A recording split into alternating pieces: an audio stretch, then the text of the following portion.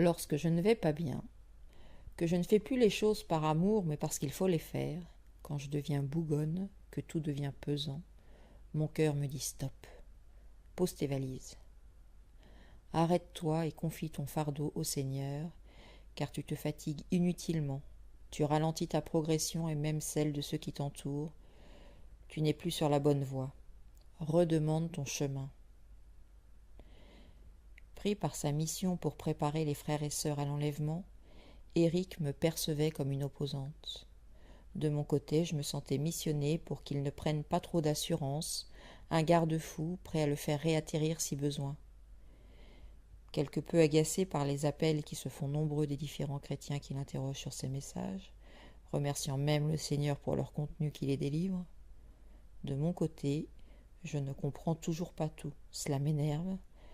J'ai le sentiment que lorsque quelqu'un perd un lien, c'est moi qui le récupère. Et puis il n'y a pas grand monde autour de nous pour lui faire de la résistance. Je commence petit à petit à étouffer.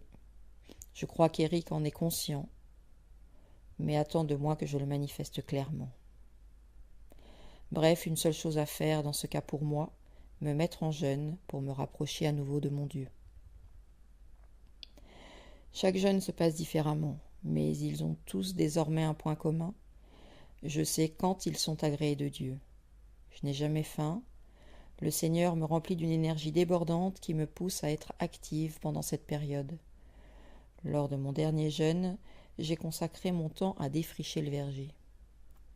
Ayant moi-même besoin de me délivrer de quelques chaînes, le Seigneur m'a mis à cœur d'enlever les chaînes qui s'étaient copieusement installées autour de nos arbres fruitiers. C'est donc là-bas que j'ai planté ma tente. Difficile. Difficile, je dois dire très difficile le début de mon jeûne. Ce n'est pas compliqué, j'ai pleuré sans discontinuer pendant les 3 premiers jours, me demandant ce que je pouvais bien faire là. Seigneur, qu'attends-tu de moi? Parle-moi car je suis seule, comme le disait un chant. Et puis toujours rien. Rien si ce n'est que je continue de me vider de mes larmes. Seigneur, pourquoi ne me dis-tu rien? J'essaie de trouver une réponse en ouvrant ma Bible à une page au hasard. Rien, décidément, rien. C'est donc dépité, autant que défiguré, que je retourne dans ma chambre auprès de mon mari très tard dans la soirée. Toujours pas faim, ni encore ôté la moindre ronce au verger. Surpris et ravi de me voir débarquer, ne sachant pas où j'étais depuis 3 jours. D'où viens-tu? Impossible de décrocher un mot, et pourtant j'étais bien décidée, mais dès que je commençais à parler, je retombais en larmes. Jamais cela ne m'était arrivé auparavant. Je n'ai pu faire qu'une seule chose, me blottir contre lui, et c'est en me caressant les cheveux qu'il est arrivé très rapidement à me calmer et même m'endormir. Je me suis réveillée très tôt dans la matinée, poussée par la pensée qu'il fallait aller terminer ce que j'avais commencé. Me voilà donc repartie, direction le verger, ne comprenant toujours rien de ce que le Seigneur attendait de moi. La seule chose que j'avais désormais sur le cœur, c'est que si moi je n'étais pas bien, Éric ne vivait certainement pas bien non plus la situation, et que de partir une première fois sans laisser d'adresse, puis une deuxième comme une voleuse. Bref, je me suis sentie conduite à lui envoyer un simple SMS. Mon QG est au verger face aux abeilles, espérant bien qu'il me rejoindrait. Je ne sais toujours pas pourquoi je suis là, mais malgré tout, je n'ai toujours pas faim, et ce bref retour au bercail m'a apaisé. Je relève donc les manches et commence enfin ce défrichement des arbres. Ils en avaient vraiment besoin, complètement étouffés par les ronces, du lierre et du liseron. La totale, les pauvres. Une bonne partie de la journée s'est écoulée et j'ai toujours aucune visite. Sniff. Mais ce débroussaillage m'a changé les idées. Je ne pleure plus, je recommence à me sentir presque utile. Et puis, fin d'après-midi, alors que je m'accordais une pause dans ma tente, qui voilà? Celui que je n'attendais plus, Éric bien sûr. À mon tour d'être ravie, mais toujours aussi coincée, impossible d'exprimer ce que je ressens. Pourquoi le Seigneur te parle et qu'il ne me dit rien à moi? Mais le Seigneur te parle. Ah bon? À part pleurer, je ne sais rien faire d'autre. J'essaie d'ouvrir ma Bible, mais je ne vois rien. Tu pleures parce que tu te laves, mais le Seigneur te parle. Et puis, plus besoin de poser de questions. Jésus les connaît déjà toutes mieux que moi. Il s'est servi d'Éric pour y répondre déjà partiellement. Puis Éric est reparti, me laissant achever ce que j'avais à achever. J'ai enfin compris ce que je faisais là, merci Seigneur. Je me sens à nouveau revivre, tellement plus forte. Les ronces s'en rappellent encore. Et je regarde mon mari tellement différemment. Femme, soyez soumise à votre mari. Ce verset vient de donner du sens dans ma vie. J'ai toujours eu du mal à lire ma Bible. Je crois que le Seigneur utilise un autre moyen pour me parler. Je me suis toujours sentie comme atteinte de cécité à cause de cela. En fait, je me sens comme un aveugle qui a besoin d'un ami à ses côtés pour le guider, pour me faire traverser la route ou m'arrêter quand quelque chose représente un danger pour moi. Quelqu'un sur qui je puisse et sur qui je veux compter, car c'est le Seigneur qui l'a placé à mes côtés pour m'aider à progresser sur son chemin. Cet ami, c'est mon mari. Certes, il n'est pas infaillible, des conneries, il en a certainement fait, il en fera encore, mais je n'ai rien à craindre. Il est, nous sommes, sous le regard attentif de notre Seigneur, quoi de plus reposant. Je ne sais pas si c'est très flatteur pour Éric, mais je me sens moi comme un aveugle, lui il serait mon labrador. Il est mes yeux, et sans moi il n'a pas de raison d'être.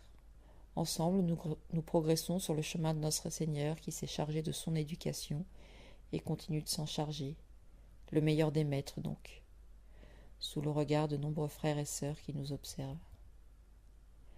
Le regard de mon mari, à mon égard, a également beaucoup changé.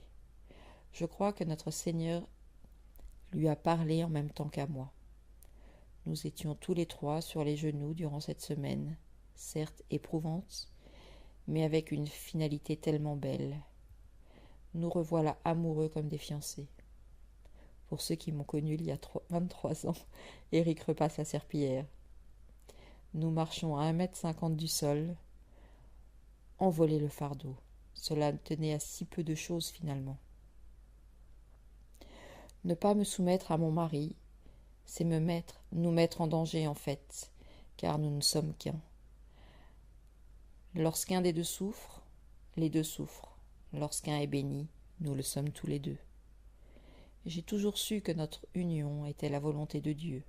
Je me suis souvent demandé pourquoi Jésus m'avait choisi moi pour me mettre aux côtés d'Éric. Une chose est claire, nous ne sommes que deux moitiés, et nous ne pouvons rien faire de bon l'un sans l'autre.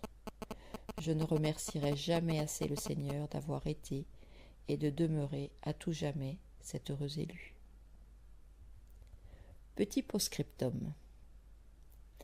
Moi, qui ne témoigne pas souvent de mes expériences avec Dieu, j'ai écrit cette lettre sur le conseil d'un ami qui m'est très cher, à un point qu'il ne soupçonne même pas, je pense.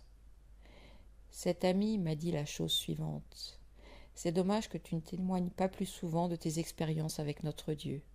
Dommage que tu sois si discrète. Car ce que tu vis, ça nous fait du bien à nous aussi.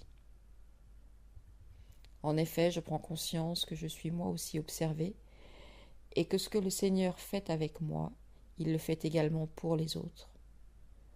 Peut-être quelqu'un se reconnaît dans ce que j'ai vécu, se retrouve dans cette situation ou une situation qui lui permet de s'identifier à ce qu'était la mienne. Vit un passage difficile dans son couple, doute de sa fonction, de sa position. Si tel est votre cas, ne faites surtout pas comme moi, n'attendez pas que la situation dégénère pour enfin prendre une décision. Mettez-vous sur vos genoux, déposez votre fardeau. N'hésitez pas à jeûner si cela est nécessaire. Soyez juste sincère, le Seigneur ne tardera pas, il vous tend déjà la main. Il n'attend qu'une seule chose, que vous la saisissiez. Moi, il m'a envoyé un ange, mon propre mari.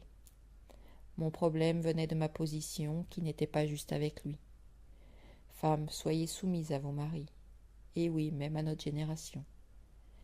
Même s'il se trompe, vous resterez sous la bénédiction de notre Dieu. Ne cherchez pas à avoir toujours raison. Un peu d'humilité pour ma part est synonyme de beaucoup de bonheur. Ma prière aujourd'hui, c'est que je diminue encore et que Jésus continue de me remplir de sa grâce, de son amour et de sa paix. Mon souhait pour vous, que vous soyez aussi remplis de cet amour et de cette paix que seul Jésus peut nous donner. Amen.